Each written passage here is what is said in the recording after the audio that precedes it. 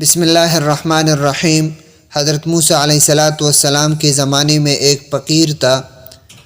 اس نے حضرت موسیٰ علیہ السلام کو عرض کی کہ اے اللہ کے پیغمبر، آپ کلیم اللہ ہے، آپ میرے لیے اللہ تعالیٰ کی دربار میں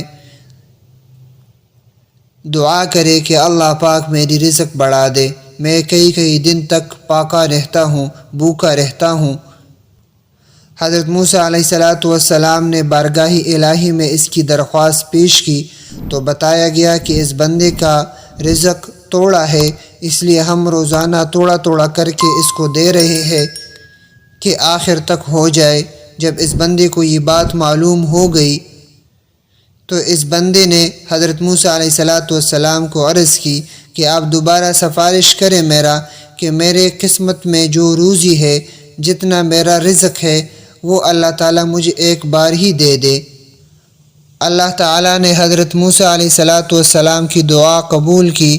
اس بندے کا رزق جتنا بھی تھا اس کا، وہ اللہ تعالیٰ نے ایک ہی بار اس کو دے دیا۔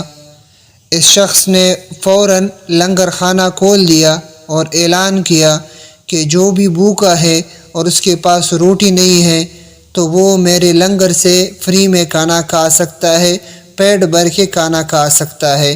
جب حضرت موسیٰ علیہ السلام نے اس بندے کا یہ کام دیکھا تو بڑا تعجب ہوا اور اس کو سمجھایا کہ ایسا نہ کرو۔ جب اس بندے نے حضرت موسیٰ علیہ السلام کی بات نہ مانی تو حضرت موسیٰ علیہ السلام مایوس ہو کر واپس چلا گیا۔ ایک ہفتے بعد حضرت موسیٰ علیہ السلام کا ادھر سے جانا ہوا تو دیکھا کہ اسی طرح وہ لنگر خانہ چلتا رہتا ہے۔ جب ایسے دن گزرتے گئے، 1 مہینے کے بعد دوبارہ حضرت موسیٰ علیہ السلام کا ادھر سے جانا ہوا تو دیکھا تو وہ لنگر خانہ ابھی تک چل رہا تھا۔ تو حضرت موسیٰ علیہ السلام نے اللہ تعالیٰ سے عرض کی کہ یا اللہ، یہ کیا قصہ ہے؟ اس کا تھوڑا سا رزق ابھی تک چلتا رہتا ہے۔ میں تو سمجھ رہا تھا کہ یہ تو کئی دن تک 2-3 دن میں ختم ہو جائے گا۔ تو اللہ تعالیٰ نے ارشاد فرمایا کہ میرا قانون یہ ہے کہ جو بندہ میری راہ میں جو کچھ خرچ کرتا ہے، میں اس کو 10 گنا زیادہ دیتا ہوں اور 90 گنا اس کی آخرت میں اس کو اجر دیتا ہوں۔ لہٰذا یہ شخص بھی اس قانون میں آتا ہے کہ جب یہ میرے نام پہ کچھ دے دیتا ہے تو میں اس کو 10 گنا زیادہ دیتا ہوں۔ اس میں تعجب کی کوئی بات نہیں ہے۔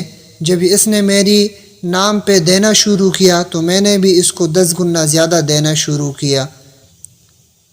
ایک حدیث شریف میں آتا ہے، حضرت اسماء رضی اللہ تعالیٰ عنہ فرماتی ہے کہ رسول اللہ صلی اللہ علیہ وسلم نے فرمایا کہ اے لوگو، خرچ کیا کرو اور گن کر نہ دیا کرو، ورنہ اللہ تعالیٰ بھی آپ کو گن کر دے گا، اور ہاتھ نہ روکو ورنہ اللہ تعالیٰ